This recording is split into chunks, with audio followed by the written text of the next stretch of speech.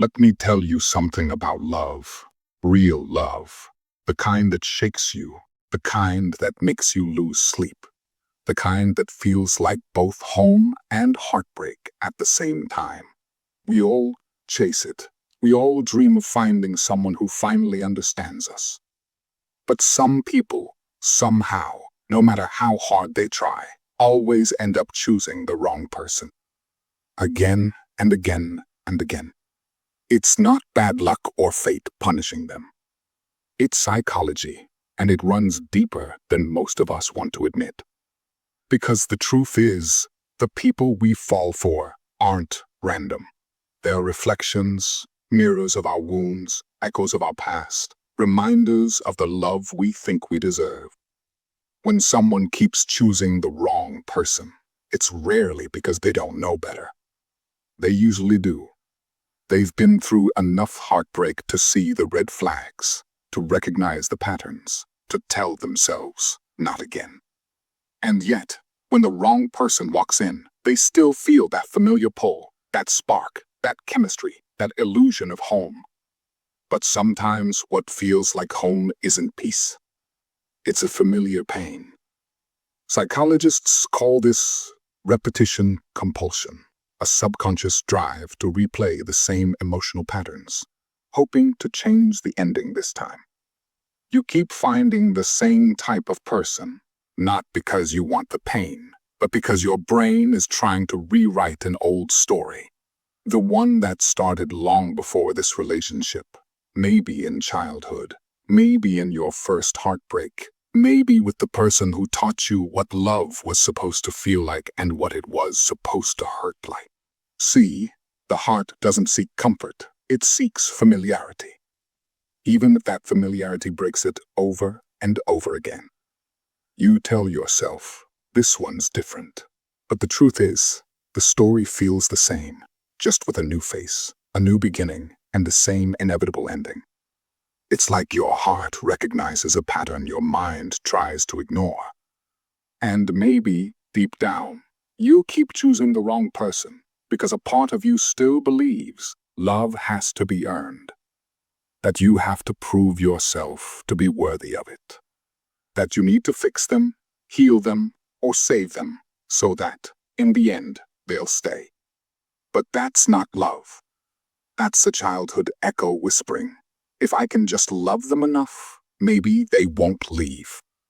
Let's be honest, people who always choose the wrong person usually love deeply. They give everything.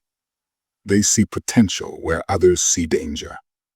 They see light where others see red flags. And that's both their beauty and their downfall. They fall in love, not with what is, but with what could be. They love like it's a project, not a partnership. They confuse intensity for intimacy and pain for passion. Because the wrong person knows how to pull on those exact strings, the ones tied to your longing to be chosen, to be understood, to be enough. But here's the thing. When you're addicted to proving your worth, you'll always attract people who make you question it. Let's talk about that word, addiction, because that's what toxic love really is. When you fall for someone who makes you anxious, inconsistent, or confused, your brain starts releasing dopamine and cortisol in waves. Highs when they're close, panic when they pull away. That emotional roller coaster becomes addictive. Your body mistakes anxiety for excitement. It confuses chaos with connection. So, when someone stable comes along, someone who doesn't play games, who communicates, who stays, your nervous system doesn't recognize it as love. It feels boring, safe, and too calm. But calm isn't dull, it's just unfamiliar. And until you heal the part of you that equates chaos with care, you'll keep chasing storms instead of shelter. There's another layer to this, one that most people don't talk about. Some people always choose the wrong person because they secretly don't believe they deserve the right one. They've internalized rejection so deeply that love feels foreign, uncomfortable, even suspicious. When someone genuinely loves them, they start waiting for the catch, for the disappointment, and for the goodbye. So instead, they unconsciously pick people who confirm their deepest fear, that they're hard to love.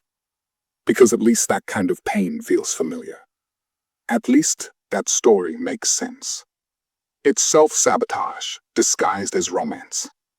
And it's heartbreaking to watch, especially when you realize they're not chasing love, they're chasing validation. Sometimes, though, it's not even about low self-worth. It's about unhealed empathy.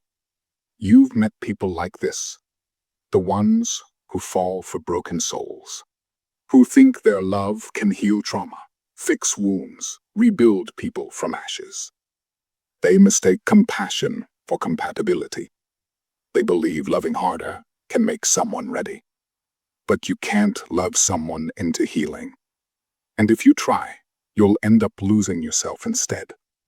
Because love is not meant to be rescue work. It's meant to be a meeting point between two people already doing the work. You know what's fascinating?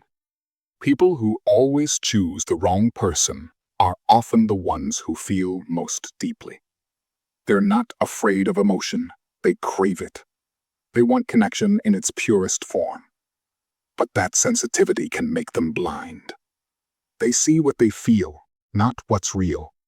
And when the wrong person enters their life, charming, unpredictable, intense, it feels like destiny. Because at that moment, it's not logic speaking, it's the inner child saying, "This feels like the love I've been waiting for." Except that love is often wrapped in the same confusion, the same instability, the same ache that hurt them years ago. Psychology calls this the attachment blueprint. It's how your early relationships shape your expectations of love. If you grew up feeling unseen or unheard, you'll unconsciously look for people who recreate that feeling, because your mind believes that if you can finally win their attention, you'll heal the old wound. That's why the wrong people feel magnetic, because they fit the shape of your scars. But the right person, the one who's consistent, kind, emotionally available, doesn't trigger your survival instincts. They don't feel like adrenaline. They feel like exhale. And if you're used to chaos, peace can feel terrifying. The wrong person will teach you more about yourself than anyone else. They'll expose your wounds, your insecurities, your limits. They'll make you question your standards, and eventually they'll force you to raise them. Because pain has a strange way of becoming a mirror. It shows you exactly where you still need to heal,